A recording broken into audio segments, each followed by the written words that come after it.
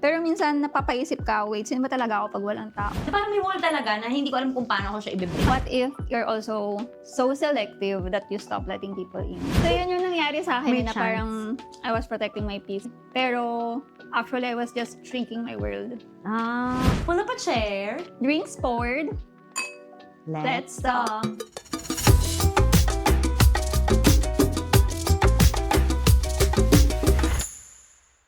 I'm Mon, I'm Karen. and this is Chika and Sangria. Ano topic natin today? We're talking about living alone today. And I think Mon and I have different experiences with this. So, I lived alone nung 2018 when I first moved abroad. Pero now I live with my husband and my sister. So, hindi ko completely nami-miss yung living alone. Ako, nag-start ako mag-live alone noong 2021 hanggang ngayon. So, ilang years na ba yun? Five na. Oo. Oo, 5 na. Tapos, may mga days na parang ang saya mag-isa. Kasi, alam mo yung, kahit anong gusto mong gawin, magagawa mo siya. Guys, so, pero may mga days na parang, uy, parang ano, alam mo, minsan may gusto kang kausapin. Like, hindi yung chat, ganyan. Gusto mo talaga ng face-to-face na conversation. Naisip ko minsan, parang, nag-a-adapt lang ba ako dahil mag-isa ako? Or parang, comfortable naman talaga ako na mag-isa ako. Pero parang empowering siya at first. Kasi, I can do this by myself. Pero minsan napapaisip ka, wait, sino ba talaga ako pag walang tao? For sure, hindi ako kakain. Sige, let's start with the good part, yung freedom. Kasi parang, di ba, kapag ka mag-isa ka sa bahay, parang may full autonomy. Parang, anong oras mo gustong gumising, anong oras mo gusto kumain, kung kailan mo gustong maglinis ng bahay. Basta lahat ng gusto mong gawin, walang kukontra sa'yo. Or parang wala ring ibang tao na parang gumagalaw dun sa space. So, kung paano mo siya gusto, ganun siya. Tapos, apart from that, siguro yung part na pwede akong lumabas kung kailan ko gusto. Pwede akong magstay sa bahay kung gusto ko lang ng me time or quiet time. Tapos, yung pag tinatamad ka makipag-usap or makipag-interact, okay lang din. Ganun. Naalala ko yung pag sa CR. Hindi ka mangungulit na, uy, ano mo yung shower? Sa Squeegee, di wala naman pinunasa. Oo, di ba? Si wala eh. That was me in 2018 na walang nakakaalam kung ano yung kinakain ko. Kasi hindi na pala ako kumakain. Yung pala, okay. Yung feeling na parang pwede ka lang umiyak anytime. Oo. Tapos mag-blast lang yung volume ng sound. Tapos kanta-kanta ka. Tapos mag-drama ka and all. Na parang you're just existing. Oo, agree. Pero here's my question. Did that start feeling like avoidance? Na parang you're not choosing peace. You're choosing not to deal with people. Feeling ko hindi naman siya avoidance. Kasi hindi ko naman ina-avoid yung mga tao. Well, parang feeling ko nagiging parang selective. Ganon. Kasi gusto ko din naman talaga mag-isa sa bahay. To begin with. So parang hindi siya adjustment sa'yo. Hindi masyado. Pero hindi, feeling ko nung una adjustment. Kasi di ba may kasama naman talaga ako sa bahay. Tapos parang nung biglang mag-isa na, shit, parang dahil mag-isa na ako. Pero yun, syempre pag tumatagal, nasasanay ka rin. Kasi parang feeling ko kapag avoidance, parang pinili mo talagang maging mag-isa. Tapos ina-isolate mo yung sarili mo sa mga tao. Yun. I think umabot ako sa point na yan. Pero Pero not entirely living alone. Pero kahit pagkasama ako si Miguel sa bahay, so yung sa Stockholm, malayo kami sa city. So parang it takes us 25 minutes to be in the city. Tapos parang gusto ko kasi ng isolation na hindi ko kailangan mag-explain na ayoko ka pwede. pumunta or hindi ka pwede. Parang nagamit ko siya as an opportunity na malayo yung bahay ko eh. Bakit mo na-feel yun dati? Parang I think umabot lang din sa point na I just want to protect my peace. Oh. And it becomes an excuse na rin siguro to avoid hard conversations. Like, kasi ang daming mga situations during nung time na yun na hindi ka lang talaga comfortable makausap yung ibang tao about that certain topic. So yun, protecting your peace.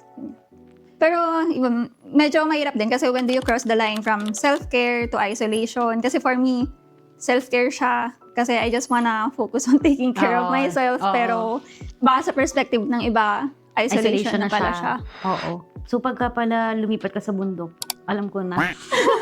Ganun, medyo malapit na ata ako. Pag lumipat ka gusto sa ko na bundok, nga guys, alam ko na kung bakit. Okay. Pero ngayon ba, sa tingin mo, nandun ka pa rin sa phase na gano'n? Or parang, kaya mo nang i-manage? Kasi ngayon, parang nasa city, technically, nasa center ka eh. Ngayon kaya nang i-manage kasi hindi mo kailangan i-explain yung sarili Sarili mo. mo. Sa bagay. Oo. Na hindi ka makaka-feel ng guilt. Kaya nga yung lagi kong binabanggit kay Mo na amiss ako sa kanya kasi pag kumakain siya sa office, mag-isa siya. Tapos talagang sinasabi niya na kailangan niya ng me time. Tapos sabi ko sa kanya, wow, ako kahit gusto ko ng me time, kasi sobrang nasistress ako dahil may kasama ako na ibang tao, hindi ko siya masabi. Hindi ko alam kung paano ko Kahit siya sa sasabihin. office? Oo. Ay, talaga? Kaya pag sinasabi niya, hindi, kailangan ko ng me time, parang wow. Wow! Girl, Ewan ko, kasi parang, well, gets kita. May point sa buhay ko na ganyan ako, na parang siya, di ko masabi. Ako siguro talagang nandun na ako sa point na, ayoko talaga makapag-usap. Kasi parang ito na lang yung time na mag-isa ako. So, parang, bakit ko naman pipilitin yung sarili ko na sumama sa lunch? I mean, wala naman kaming bad blood ng mga office mates ko or anything. Pero parang, gusto ko lang siyang gawin for, siguro, sanity. Kasi feeling ko kapag nakipag-lunch pa ako sa kanila, tapos, syempre, after nung lunch, mag-work ka ulit. So, makikipag-usap ka pa ulit. Feeling ko madidrain ako ng sobra. Oo. So, feeling ko kaya ganun. And kahit sa pagka daw nagayaya kami, minsan sa chat ko si Mon, uy girl, tara, punta tayo dito sa ganito ganyan. Ayoko, girl, gusto ko sa bahay lang. Ay, sabi niya talaga, bahay lang ako. Feeling ko, dahil sobrang nasanay ako na mag-isa, sobrang komportable ko rin mag-isa, na parang minsan feeling ko mali na siya. Alam mo yun? Na parang, uy, lumabas ka na. Meron na akong isang friend na nagsabi sa akin, kasi dati naka-remote work ako. Kaya kong hindi lumabas ng bahay. Alam mo yung ang lalabas ko lang ng bahay maglalakad. Yun lang. Pero during the day, kaya ko na, from, sabihin mo na, pagkagising ko hanggang bago ako maglakad, 7 p.m. Nasa bahay lang talaga ako. Tapos sabi ng friend ko sa akin, uy, hindi na healthy yan. Kaya feeling ko yun na din yung naging reason kung ba't lumipat ako ng work. Kasi feeling ko nakaka-develop din ako ng social anxiety na parang, pag nakakita ko ng tao, kinakabahan ako, ganyan. Kasi ang tagal mo nang nasa Kasi ang tagal ko bahay. nasa bahay. Oh. So it's not like you're avoiding. Hindi Talagang naman. selective ka lang. Contradicting, di ba, sa ano? Kasi personality ko very, Pero ngayon parang ang bilis ko mapagod na gusto ko magpahinga, gusto ko mag-isa. Ganun. Pero may ganun ka rin, di ba, minsan? Kapag sobrang dami natin lakad dati. Oo, Nag-hibernate ka. nakakapagod. Pero feeling ko healthy naman yung ganun. Kailangan din natin mag-recharge. Oo. Financially and emotionally and Yeah. physically. Saka parang feeling ko hindi naman porket prefer mo na mag-isa or magstay sa bahay, ibig sabihin parang masamang kaibigan ka na. Or loner ka na. Oo, no? loner ka na. Parang, yun nga, part of self-care, sabi mo. Pero, what if, di ba, well, you engage when you want to and then you're just selective kung sino yung gusto mo maka-hangout. Pero, what if you're also so selective that you stop letting people in? May chance. Kasi yun yung nangyari sa akin May na chance. parang I was protecting my peace na dahil nga ayoko makamit ng ibang tao or bagong friend. Pero actually I was just shrinking my world.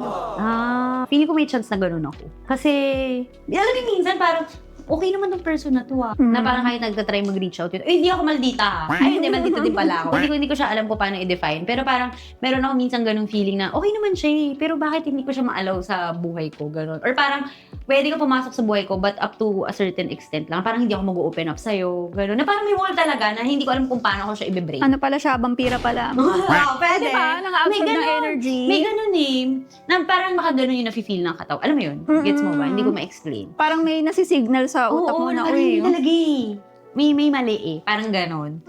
So yun, hindi ko sure kung subconscious ko ba yung nagsasabi nun sa akin or ako talaga na parang hindi. Diyan ka lang. So it's Ganon. not really the same as being lonely for people. Kasi hindi ka naman lonely. Uy, minsan lonely. Uy, minsan lonely Minsan, uy, gusto ko lang kausap. Nakakatulog doon ako sa couch. Diba? Okay, naawa sa akin, guys. Nagpaawa! Feeling ko hindi naman ako yung like yung lonely. Bakit ka tumatawa? Pero may mga days kasi or nights na parang gusto talaga na kausap. Alam mo yun, na parang nakaka-frustrate at times na Kasi wala ako roommate eh. Pero pag iisipin ko naman, on a normal day, parang ayoko naman din ng kasama sa bahay. Gano'n na, ewan ko, baka depende sa mood rin. Yun. Tsaka minsan maiisip mo rin, kasi nga, yun nga, very outgoing naman talaga ako. Parang nawawala na ba yung personality ko? Or parang, dahil ba, sobrang tagal ko nang mag-isa, nagbago ako, na hindi ako aware. Ganon. Yun. And ang maganda kasi pagka mag-isa ka sa bahay, pag gusto mo nakausap, lalabas ka. Oo. Pero kasi pag kasama mo sa bahay, kung ayaw mo na kausap, nandiyan pa rin yan. Oo. ikaw na makapalis yan. Ayoko kita kausap. Oo, totoo yan. Pero yan, going back din sa personality, gets ko yun kasi parang yun yung hindi rin pinag-uusapan lagi ng mga tao regarding sa solo living eh, na for me, living alone made me find my personality na parang mas naging focused ako kung ano yung mga gusto ko kasi nga in my own thoughts. Pero I also think na I needed people to remind me na I still had the personality na pag wala ka kasing audience, parang nawawala. Mag-perform ako. Parang hindi ko kailangan mag-perform. So nawawala yung parts of myself na that only come out with other people. True. Pero parang yung sa'yo naman, girl. Feeling ko, pag nandyan yung mga tao, alam niyo yung mga taong comfortable ako feeling ko ganun pa rin ako. Feeling wala naman nagbabago. Pero kapag iniisip ko yung parang yan patagal ako nawala na ba yung parang jolly side ko? Or parang baka ganun lang talaga nag-ooperate yung utak ko na pag mag-isa ka lang, hindi mo kailangang magpatawa. Anong papatawa ako dun sa bahay na mag-isa lang ako, di ba? So, yun, baka hindi dahil parang nagpe-pretend ka to be someone else kapag may ibang tao. Pero baka ganun lang talaga, na iba talaga yung personality pag mag-isa ka lang. Pag mag-isa lang. Iba rin yung mga gusto mong gawin pag mag-isa ka lang. Di ba? So, iba rin yung mga trip mong gawin kapag may mga friends. Pero meron din yung you develop weird habits kasi walang nakakita. Na napansin ni Mon kanina lang before kami mag-record. Sabi ni Mon, bakit ka kumain ng nakatayo? Oo. Nagdi-dinner siya nakatayo. Or not showering for 2 days. Nagagawa mo yun? Nagagawa ko, nung nasa Stockholm ako. Kasi malamig naman sa Stockholm. Pero shower as in yung hindi binabasa yung hair. Oo. Oo. Ako hindi ako pwede hindi magbasa ng hair. Dito, hindi girl. Kasi naglalagkit yung hair ko. Kaya, uy guys, by the way, dahil nag-usap tayo about hair, nakita niyo ba yung bagong hair? Hair na. Wala lang. Kulat na siya. Share ko lang. Okay. Going back. Ano pa yung mga weird habits sa tingin mo na na-develop mo since living alone? Sobrang naging OC ako sa bahay. Hindi, mali. Extremes. Sobrang OC or sobrang kalat. Kapag nandun ako sa mood na sobrang OC ko, parang kailangan lahat itapon. Nagmamap siya everything. Oo, tapos yung paming tatawanan niya ako kasi lagi ako nagmamap. Ewan ko, may thing talaga ako sa sahig. Tapos, kapag naman yung makalat lang talaga. Ano pa ba? Ang weird, bakit linis yung Kaya ako, very tita. Puro linis. Sorry. Wala man na yung parang kumakanta ka randomly, sumasayaw ka. Ito, alam ko na to ever since, kahit nung may kasama pa ako, mahilig ako kumanta habang naliligo. Hindi ako pwedeng maligo nang walang tugtog. Pero alam ko na yun noon pa. Tapos, ano pa ba yung mag-isa ako? Minsan kinakausap ko yung sarili ko. Totoo to Uy, ako din. Nung As in, mag-isa out loud ako. Oo. Hindi siya yung parang nasa isip.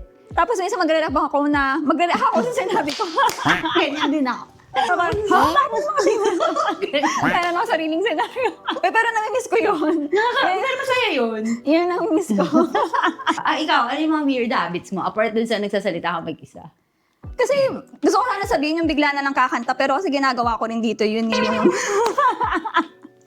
ay, minsan bigla na lang sasayaw, ganyan. Parang gusto ko na i-shake off. Pero ano nga ba? Yung sa, yung sa gamit din, parehas lang din eh, na meron akong pile na madumi siya kung titingnan ng ibang tao, pero for me, organized yun. Kasi alam ko kung nasan yung mga bagay-bagay. Pero ito si mga weird, siguro yung hindi ako kakain.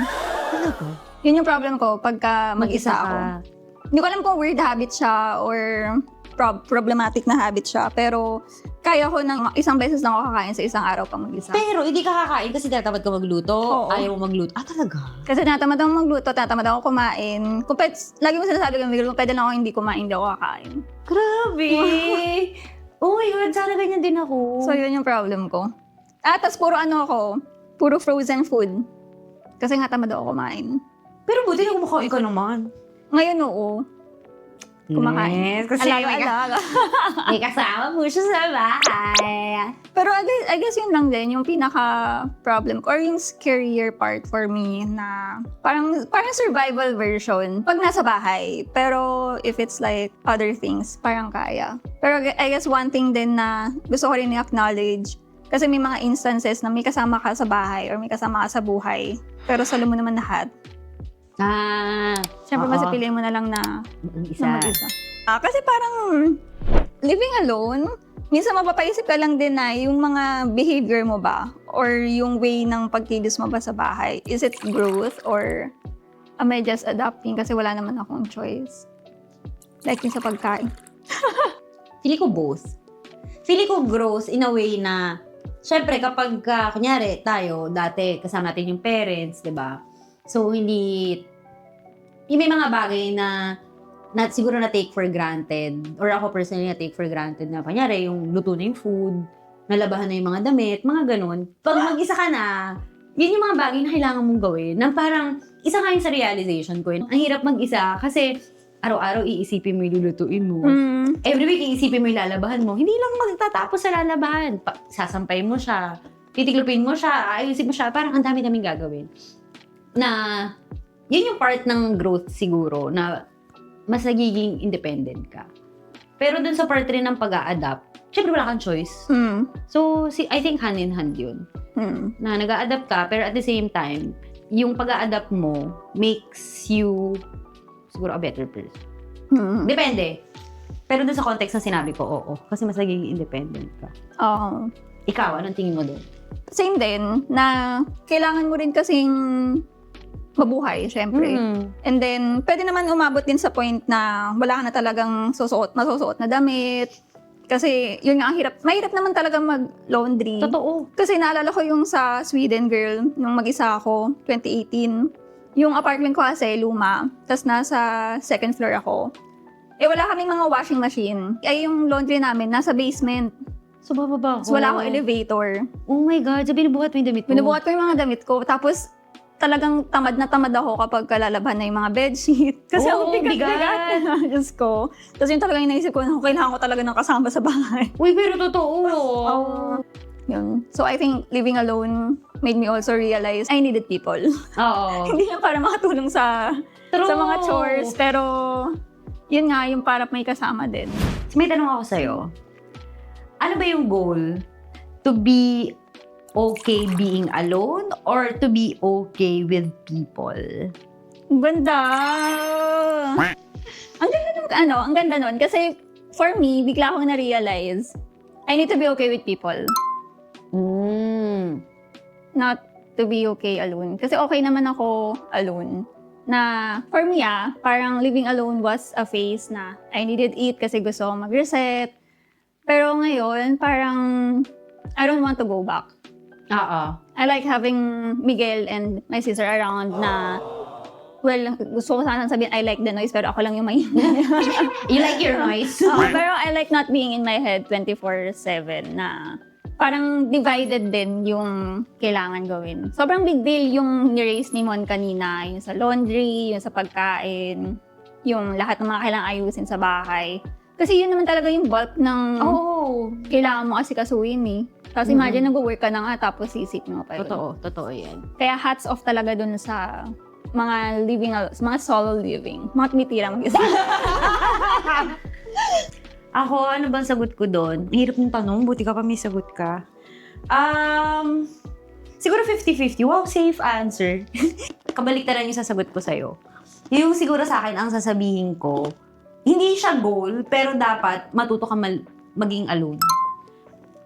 Kasi, parang at the end of the day, o kunyari yung nangyari sa akin, na parang kasama ko si Ozzy, so ang tagal kong may kasama, tapos biglang mag-isa ako, hirap na hirap ako noon. So dapat, wala iiyak, breaking boys. Hindi, so dapat, matuto ka to be alone. Siyempre, parang it's nice. Actually, siguro yun yung goal naman. Tama naman si Karen, yun yung goal na parang to be okay with people. Pero, kasi mahirap yung parang pag biglang naput ka sa situation na kailangan mong mag-isa. Ang bigat nun. Ang bigat nun, oo. So, ang dami mong kailangan matutunan. Ganun. Marami kang kailangang growing up na kailangan mo growing up. Iyak ka ba? Na kailangan gawin. Pero, yun nga, syempre, dahil na-experience ko rin naman yung being with someone or parang being with people. Syempre, mas masaya yung being with people kasi, ano naman talaga tayo social animals, di ba? So, talagang wired tayo. Wired talaga tayo na makipag, ang tawag dito, interact. Tsaka, di ba sabi nga nila, no man is an island. Wow! So, totoo yun. Pero, yun nga, pag sa mga days na, or sa mga times na wala tayong choice, but to be alone, syempre, kailangan kaya natin mag-survive and mag-adapt. Tas yung sinabi, tulad nung sinabi ni Karen. So, yun. Hindi ko naman pala totally iniba yung sagot niya. Sinabi ko lang na okay lang, dapat matuto ka mag-isa. Mali pala. Pero yun. Pero tama naman na kailangan matuto ka rin talagang mag-isa. Tsaka na-realize ko lang sa conversation natin na may mga ibang bagay na kailangan mong gawin, na kailangan mo ng ibang tao. Hindi tayo si Superman at si Superwoman na lahat kaya natin gawin. So, kailangan talaga natin ng ibang tao.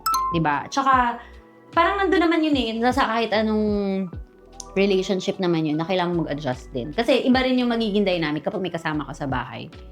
So, yun, pick your poison. Kung gusto mo na, hindi man lonely, pero mag-isa ka. Pero may mga days na, di ba, masasad ka, ganyan. Or may mga days na gusto mong mag-isa, pero may kasama ka. But at the same time, nag-adjust ka din sa mga kasama mo. Yun. I think depende sa tao. Depende talaga, totoo. Depende talaga sa tao. Pero kung ako yung tatanungin yung gusto ko may kasama, syempre. May kasama. Pero yung sa pipiliin mo, for instance, yung pagiging alone or solo living, sa tingin mo ba may risk yun? Na what if you get so used to your own space that you cannot let people in anymore? Oo. Feeling ko ang laki ng risk nun. Kasi, actually, may nakausap akong friend dito. Pero ang context namin ito, dating. Na parang ang tagal na niyan single. Mas matagal pa sa akin So, ako 5 years na ako single. Book! Napaparinig. Bilang na bilang. So, 5 years na ako single, di ba? Tapos, siya mas matagal pa siya. Tapos, parang in-advise niya sa akin, uy, huwag kang masyadong mag-enjoy na mag-isa ka ha. Kasi ako sanay na ako mag-isa. Tapos, parang nahihirapan na siya magpapasok ng tao sa life niya. So, agree ako doon. Yun nga, parang doon sa episode namin sa Love or Lost, na parang, too good to be true naman to. Or parang lagi ka may doubt. Alam mo yun, na parang feeling mo hindi naman pure or genuine yung intention ng person. Na marami talaga ginagawa yung tao sa'yo. Diba? Pero medyo may ganun ka ng thinking or mindset. So, I think hindi rin siya sobrang healthy. And, well, you cannot let people in kung hindi mo rin alam kung sino ka talaga. Oh, true. I think yung difference lang din is, yung isa, natuto kung sino siya nung mag-isa siya. Tapos yung isa rin, pinili niya na maging mag-isa. Kayak naman! Na parang you're just learning who you are alone and you're not ready to choose yet. Yun lang, parang dahil lang hindi ka pa ready. Or dahil mataas nga yung standards. Yes! Yes! Wow! Taas ang Meron pa standards yan. Pero Parang totoo naman, di ba? Oo, totoo yun. Na parang kasi na-experience mo na yung gantong level Klase. Tsaka the fact na kaya mong i-provide yung mga kailangan mo without leaning on other people. Oo. Yun yung mas mahirap, I guess. Sige, sabihin na natin na what we've learned, walang right answer. It just depends kung ano yung phase ng buhay mo ngayon. Tama. So I think living alone changes you, pero it's not necessarily bad or good. Nakadepende lang din talaga kung ano yung kailangan mo. So for me, yung sinabi ko nga, na I needed to be alone to find myself, and then I needed people to keep myself. Oh, yung ganda Yeah. naman, Pwede na siyang lumakang Miss Universe. Totoo, agree ako na yung living alone changes you. Kasi marami ka natututunan about yourself na hindi mo alam na nag-exist pala until naging mag-isa ka. At the same time, dun ka magkakaroon ng realization na kung ano ba talaga yung mas gusto mo. Kasi for someone na, yun nga, may kasama naman ako dati sa bahay. Sobrang laki nung adjustment. Nari, nasa living alone ka, tapos bigla may kasama ka na or vice versa. Dapat kilalanin mo talaga yung sarili mo para alam mo kung ano talaga yung gusto mo. And it goes hand in hand na sobrang kilala mo yung sarili mo, kaya hindi ka makapagpapasok ng ibang tao kasi they're not the right person. Tama. Diba? Pwede rin naman kasi na ganun eh. And especially us, or especially as women in our 30s. Oh my God, 30 plus. Oh my God. Kasi syempre, we spent our 20s being what everyone else needed. And this is the time when we figure out what we need. Aww. So, that's it for today's episode. Sana nag-resonate sa inyo yung conversation namin ni Karen about living alone and living with someone or with people. Please don't forget to like, share, and subscribe sa Chika and Sangria! See you on our next episode. Boys! Bye!